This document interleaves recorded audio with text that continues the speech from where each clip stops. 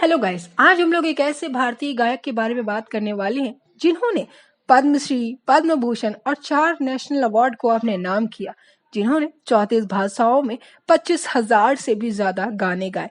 लेकिन फिर भी इसके बावजूद आखिर क्यों इस गायक की भारतीयता पर हमेशा सवाल उठे।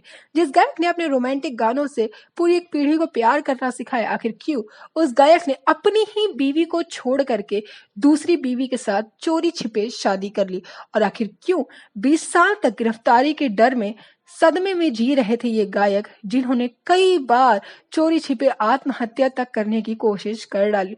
और आखिर क्यों अपने गानों से एक बहुत बड़ी और अच्छी इमेज बनाने वाले इस गायक ने करियर के अंतिम दिनों में ही सारी इज्जत गवा बैठी और एक अश्लील गायक के नाम से बदनाम हो गए। तो चलिए शुरू करते हैं। आज हम जिस गायक के बारे में आपसे बात कर रहे हैं वो कोई और नहीं बल्कि उदित नारायण है। उदित नारायण जी का जन्म 1 दिसंबर 1955 में बिहार के सुपौल गांव में हुआ था। उनके पिताजी हरिकृष्ण झा एक किसान थे और वहीं उनकी माताजी भुवनेश्वरी देवी लोक गायिका। उदित नारायण का मन भी हमेशा से गाना गाने में ही लगा और इसीलिए अपनी पढ़ाई पूरी करने के बाद उदित नारायण ने भी गाना गाने में ही अपना करियर बनाने की ठान ली। 1970 में मैथिली लोक गायक के तौर पर वो नियुक्त होते हैं और यहाँ से उनकी करियर की शुरुआत होती है। इसके बाद वो कुछ मैथिली और नेपाली गाने गाते हैं, कुछ नेपाली फिल्मों में भी अपनी आवाज देते हैं, लेकिन इसके बावजूद उन्हें कोई प्रसिद्धि नहीं मिलती है।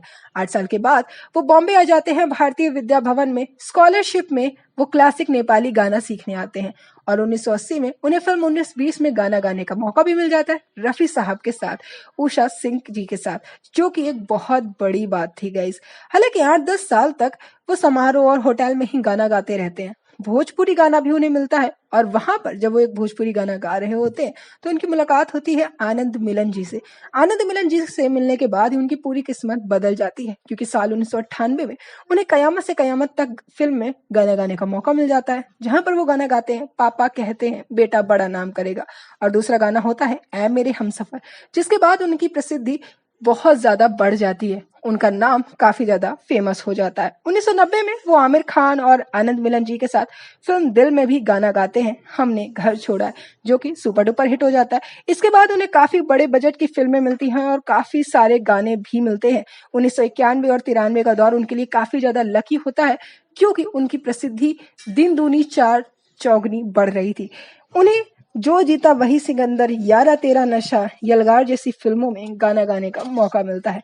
हालांकि guys let me tell you, इसके बाद तो इनका जादू शुरू हुआ था, क्योंकि 90s का आखिरी दौर और 2000 का शुरुआती एरा उदित नारायण के नाम होता है। दिलवाले, अनारी, रंग, मोहरा, करण अर्जुन, राजा हिंदुस्तानी जैसी बड़ी बड़ी फिल्मों के सुपर हिट गाने उदित नारायण ने ही गाए थे। आखिरी बार उदित नारायण ने साल 2007 में ओम शांति ओम और पार्टनर में गाना गाया था। हालांकि गाइस गौरतलब बात यह है कि 1991 से लेकर के 2007 तक इस पूरे दौर पर जितनी भी सुपरहिट फिल्में होती थी उन सब में उदित नारायण का गाना जरूर होता था। उदित नारायण की आवाज दर्शकों को काफी पसंद आती थी।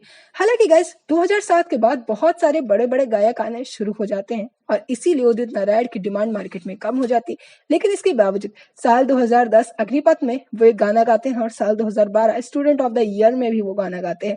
साल 2020 स्ट्रीट डांसर में वो एक गाना गाते हैं हम हैं हिंदुस्तानी, और साल 2021 सूर्यवंशी में वो एक गाना गाते हैं टिप टिप बरसा पानी, और आखिरी बार 2023 गदर 2 में भी वो गाना गाते हुए नजर आते हैं। Let me tell you, Hindi भाषा के अलावा उदित नारायण ने तमिल, तेलुगु, कन्नड़, भोजपुरी, मलयाली और नेपाली भाषाओं में भी गाने गाए हैं और उन्होंने कुल 25,000 से भी ज्यादा गाने गाए हैं।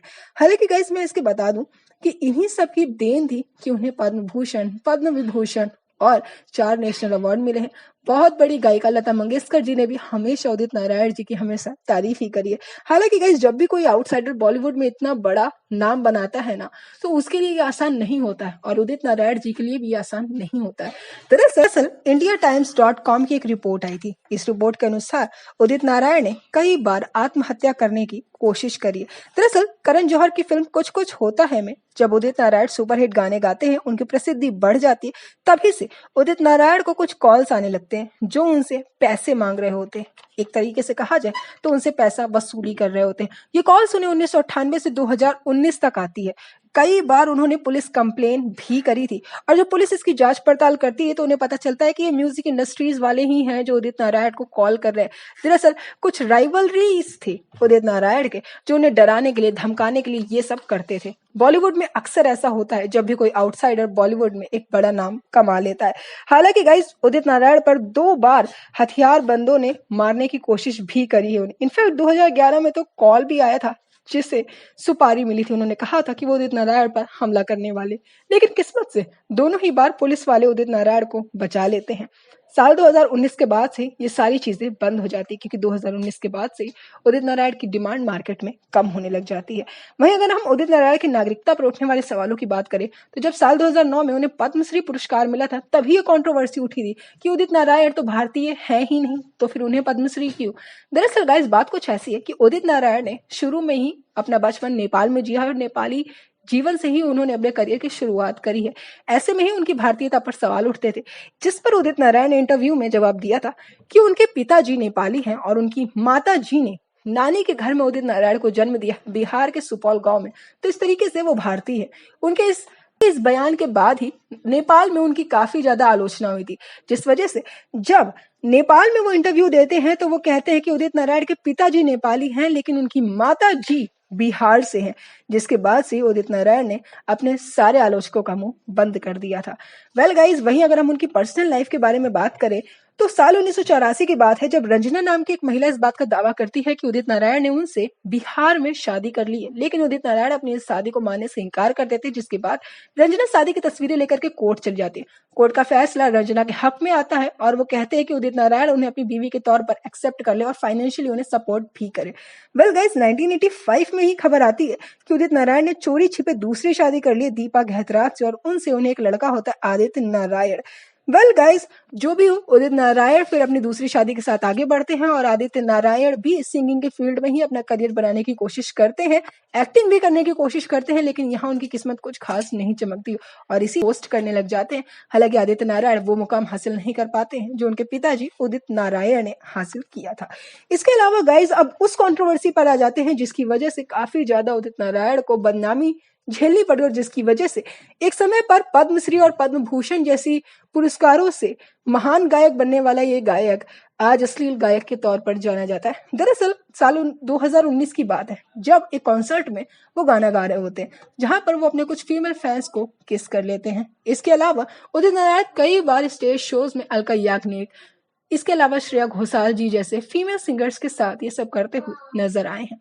आज इस समय पर कई सारे उनके ऐसे वीडियोस है जो सोशल मीडिया पे वायरल हो रहे हैं और इसी वजह से उदित नारायण को बदनामी बर्दाश्त करनी पड़ रही है। Do tell me guys what do you think about it कि आखिर उदित नारायण पर्सनली एक कैसे व्यक्ति है, और अब हमें ये भी जरूर बताइएगा कि उदित नारायण का ऐसा कौन सा गाना है जो आपको सबसे ज्यादा पसंद है।